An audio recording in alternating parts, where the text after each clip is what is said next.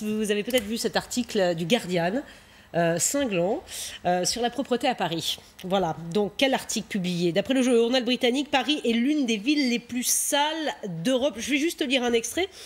Et on va y rejoindre Paul Simondon, qui est adjoint à la mairie de Paris, chargé de la propreté et de la gestion des déchets.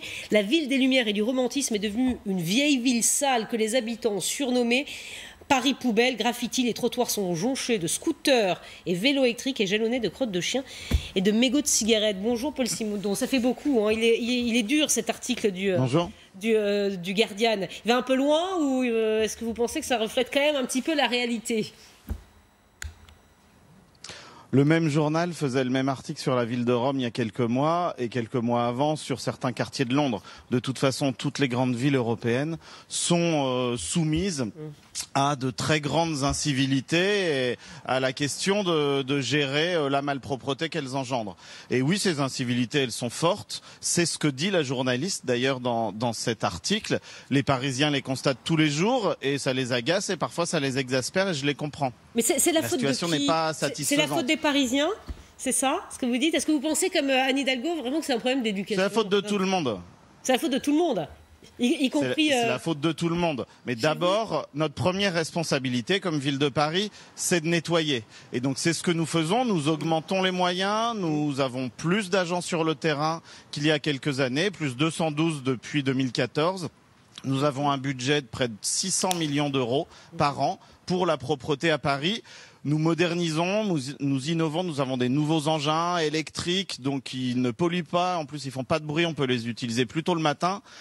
On continue et on va continuer. Mais par contre, on ne peut pas imaginer une ville dans laquelle on nettoierait chaque rue 5 fois par jour et après tout le monde pourrait jeter ses papiers négligemment. Comme ça, je ne pense pas que c'est ce que souhaitent les Parisiens.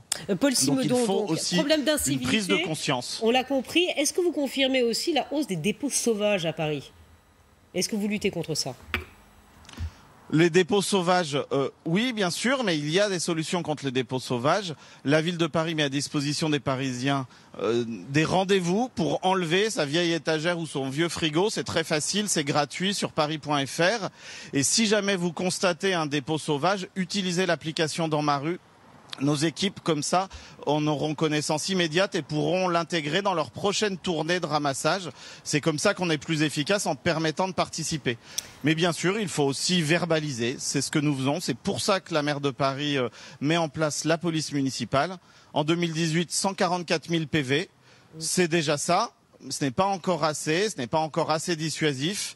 Et donc, avec la police municipale et les agents, les 200 nouveaux agents de la police municipale qui arrivent, on va pouvoir gagner des outils de verbalisation et donc de répression importants. Paul Simondon, en un mot, est-ce que vous pensez qu'il faut être plus sévère? La mairie est finalement pas assez sévère parce que les incivilités continuent malgré les amendes. L'objectif, c'est le civisme. Mais parmi les moyens pour y arriver, bien sûr, la verbalisation est importante. Nous nous donnons les moyens de verbaliser. Il faudra aussi qu'on ait des outils plus adaptés. Pour l'instant, l'État nous permet pas de mettre des amendes à plus de 68 €. Il faudra sans doute aller plus haut. Et c'est ce que vous allez faire? C'est dans les prochains mois, essayer de vous battre pour ça? Effectivement. Merci beaucoup Paul Simondon d'être venu, d'avoir échangé avec nous depuis Paris.